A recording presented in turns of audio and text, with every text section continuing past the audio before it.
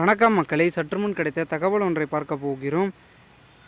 போகும் எல்லாம் இடமெல்லாம் பின்னடைவு, அதிர்ச்சியில் ஸ்டாலின். இந்த ஒரு தகவலை பற்றி தான் நாம் பார்க்க போகிறோம். தகவலை பார்ப்பதற்கு முன்னதாக நீங்கள் நம்மளுடைய சேனலுக்கு புதிய பார்வையாளர்களாக இருந்தீர்கள் என்றால் மறக்காமல் சேனலை சப்ஸ்கிரைப் செய்து வைத்துக் கொள்ளுங்கள் மக்களே. என்ன போகும் இடமெல்லாம் பின்னடைவா? அப்படியா அப்படின்னு கேட்டிங்கன்னா ஆமாங்க. எங்கன்னு கேட்டிங்கன்னா நம்மளுடைய ஸ்டாலின் அவர்கள் வெளியூருக்கு பிரச்சாரம் செய்ய போகிறார். தம்முடைய INDIA கூட்டணிக்காக பிரச்சாரம் தீவிரமாக மேற்கொள்ள போகிறார். அதில் வேறு சொன்னவுடனே நிறைய விதமான கட்சி தலைவர்கள் எதிர்ப்பு அலைகளை வீச ஆரம்பித்தார்கள். தமிழகத்திலே இவர் ஒன்றும் பண்ணவில்லை, இவர் மற்ற மாநிலங்களுக்கு போய் என்ன செய்ய போகிறார் அப்படி இப்படின்னு விமர்சனங்களும் எதிர்ப்புகளும் முன்வைக்கப்பட்டிருந்தது.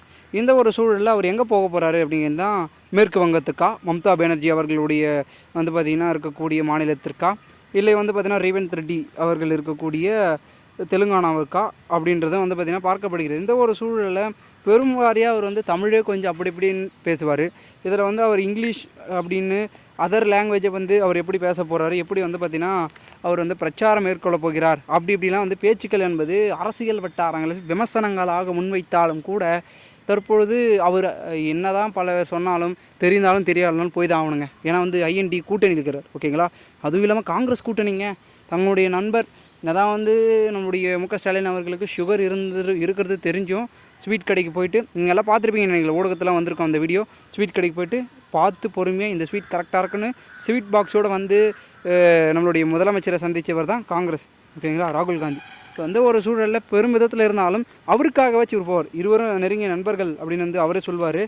ஸோ அதனால் கண்டிப்பாக இருவரும் பார்த்திங்கன்னா போவதற்கான வாய்ப்புகள் இருக்குது. அவருக்காக வச்சு இவர் போவதற்கு வாய்ப்பு இருக்குது பிரச்சாரத்திற்கு அப்படி தான் சொல்லிட்டு இருக்காங்க. ஸோ அப்படி போனால், ஒரு வேலை போகணும், பெரும் விதத்தில் எல்லாத்துக்கும் ஆதரவு கிடைக்குமா? ஓகேங்களா. தமிழகத்திலே ஒரு சில இடங்கள் ஆதரவு கிடைக்காது. இந்த அளவுக்கு இருக்கும்போது அவருக்கு போகிற இடங்கள்லாம் ஆதரவு கிடைக்குமா அப்படின்னு கேட்டிங்கன்னா ஆளுங்களை என்ன தான் செட் பண்ணி கூட்டின்னு வராங்க, ஓகேங்களா. அது ஒரு பக்கம் இருந்தாலும் கூட ஆதரவு என்பது கிடைக்குமா அப்படின்றத அதிகபட்சமாக பேசப்படுகிறது.